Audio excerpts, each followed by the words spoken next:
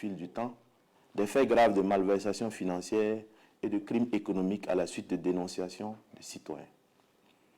À la suite des révélations graves faites le lundi 4 novembre 2024 par son Excellence, le capitaine Ibrahim Traoré, président du Faso, chef de l'État, relatives au détournement de fonds publics et d'enrichissement illicite portant sur un patrimoine estimé à plus de 3 milliards de francs CFA, nous avons découvert d'autres cas d'abus de pouvoir ayant entraîné une perte de ressources financières évaluée à plusieurs milliards de francs CFA de 2001 à 2022. En effet, profitant de leur position au sommet de l'État, des Burkinabés mus par une cupidité sans limite, un mépris du prochain et dénués d'une conscience sociale et d'une sensibilité humaine, obnubilés par le pouvoir, ont malmené les règles de bonne gouvernance et de gestion vertueuse des biens publics. Ce tableau sombre de l'histoire de notre pays met à nu des opérations de privatisation aux allures de spoliation où les espoirs d'un développement harmonieux furent trahis par des intérêts privés voraces et sans scrupules. Dans ce propos, il sera question du dossier relatif à la privatisation, en 2001, de la Socogib, société de construction et de gestion immobilière du Burkina, dont le patrimoine immobilier était estimé à 3208 parcelles, avec plus de la moitié des parcelles déjà bâties. La société Azimo, bénéficiaire de cette privatisation, en lieu et place d'une gestion transparente du patrimoine foncier national cédé, s'est lancée dans un cycle interminable de ventes, d'acquisition et d'hypothèques de terrains et de parcelles, sous le couvert et avec la complicité des autorités politiques de l'époque. L'amer constat dans le processus de privatisation de la Socogib révèle que le paiement a consisté pour Azimo à revendre les éléments du patrimoine de la société, objet de la privatisation. Il s'agit de 4 immeubles situés entre le lycée Saint-Exupéry et l'ambassade d'Allemagne à un montant d'1,7 milliard de francs CFA, ayant ensuite servi au paiement de la contrepartie financière y afférente qui s'élevait à 1,793 617 464 francs CFA. Ce mécanisme soulève la question du créancier qui se paie à lui-même et laisse comprendre que la privatisation de la Socogib par l'État burkinabé ressemblait plus à un don de la part de l'État burkinabé à Mme Alizeta Ouedraogo dit Gando, présidente du conseil d'administration de la société Azimo, dans la mesure où l'État en est sorti appauvri. Outre cette vente effectuée par l'acquéreur de la Socogib, d'autres ventes aussi importantes qu'illicites ont été réalisées juste après l'accord de privatisation. Et au total, le montant des ventes des parcelles réalisées immédiatement après la privatisation de la Socogib s'élève à l'incroyable somme de 7 milliards 100 millions de francs CFA encaissés en moins de 5 ans. En effet, dès la conclusion de l'accord de privatisation, les acquéreurs se sont hâtivement défaits de la quasi-totalité du patrimoine de la Socogib en se livrant à des transactions expéditives qui suscitent des interrogations quant à la véritable intention derrière la privatisation, jetant du même coup un gros doute sur la transparence et l'éthique de ces opérations. Les acquisitions à l'allure d'accaparement massif de terres par les sociétés Azimo et Socogib, désormais patrimoine de Mme Alizeta Ouedraogo di Gando, de ses fils et filles, ont concerné entre autres 183,47 hectares et 153,51 hectares au quartier Balkui, attribués en 2003, respectivement à Azimo et à la Socogib, toutes les deux sociétés appartenant à la même famille.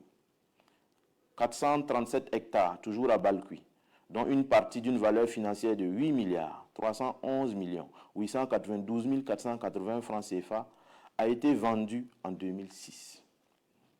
900 hectares à Nyonko 2 en 2003. 1001,12 hectares dans la zone de Yagma en 2007.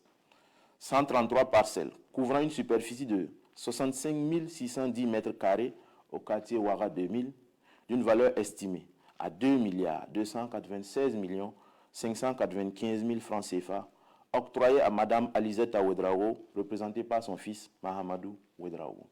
De 2017 à 2022, la vente des parcelles réalisées par la Socogib s'élève à l'extraordinaire montant de 24 milliards de francs CFA, soit 8 milliards de francs CFA pour la zone de Balkui et 16 milliards de francs CFA pour la zone de Nyoko 2, alors que le chiffre d'affaires déclaré au cours de la même période s'élève à un montant de 4 milliards de francs CFA. De toute cette manne financière, l'administration fiscale n'a perçu que la somme de 83 936 380 francs CFA comme revenu fiscal. Comment comprendre donc cet énorme décalage entre les recettes réellement encaissées, le chiffre d'affaires déclaré et les impôts nets payés? La privatisation de la Socogib, présentée comme une ère de renouveau et de prospérité pour l'État burkinabé, s'est transformée en une vaste entreprise de dissimulation de parcelles, révélant une corruption systématique et profondément enracinée.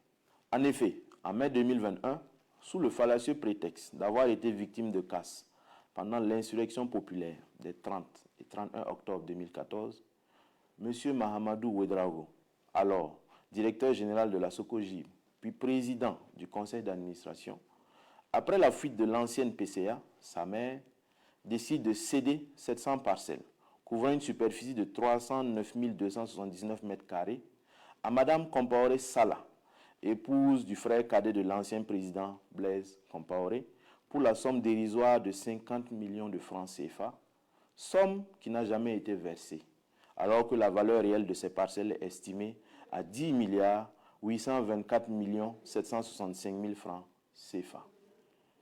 Cette transaction scandaleuse illustre à quel point les intérêts privés ont été favorisés au détriment des intérêts de la collectivité. La situation a atteint son paroxysme le 30 décembre 2022 lorsque, par une convention notariée, le même Mahamadou Ouedraogo cède gratuitement un total de 3300 parcelles à diverses sociétés, soit 500 parcelles à Sagba TP, 2000 parcelles à Salma International, 600 parcelles à Azimo SA et 200 parcelles à Tan Alize SA.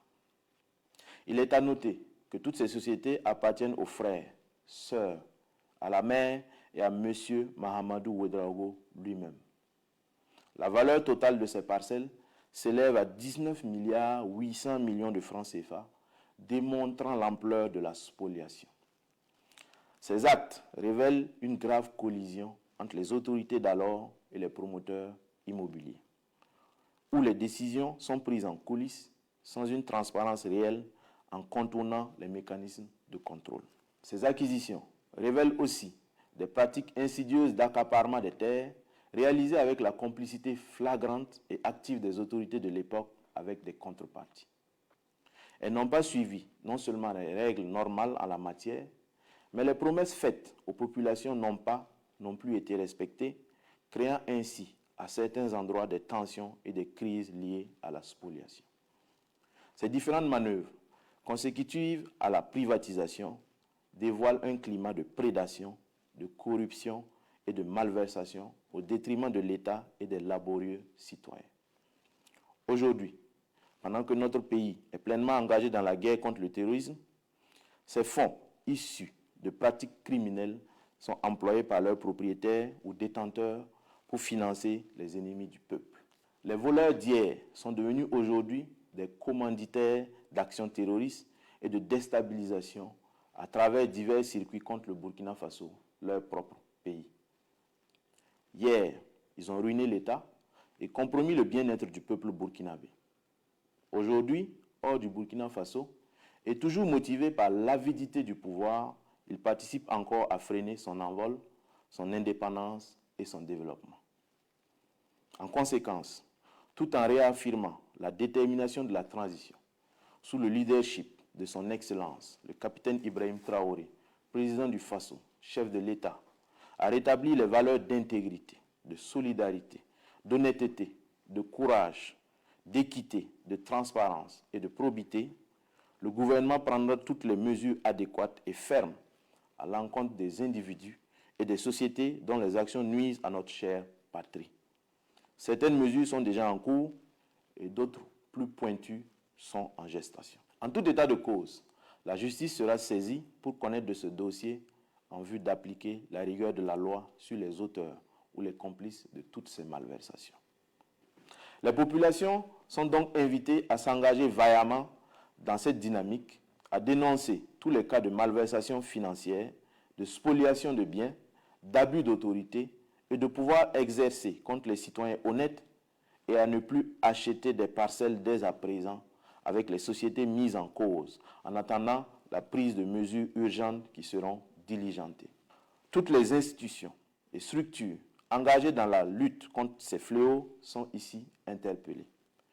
Une célérité dans le traitement des dénonciations, des plaintes et des dossiers de crimes économiques est attendue. Ensemble, œuvrons à bâtir une société de justice, de paix et de prospérité pour tous. La patrie ou la mort, nous vaincrons.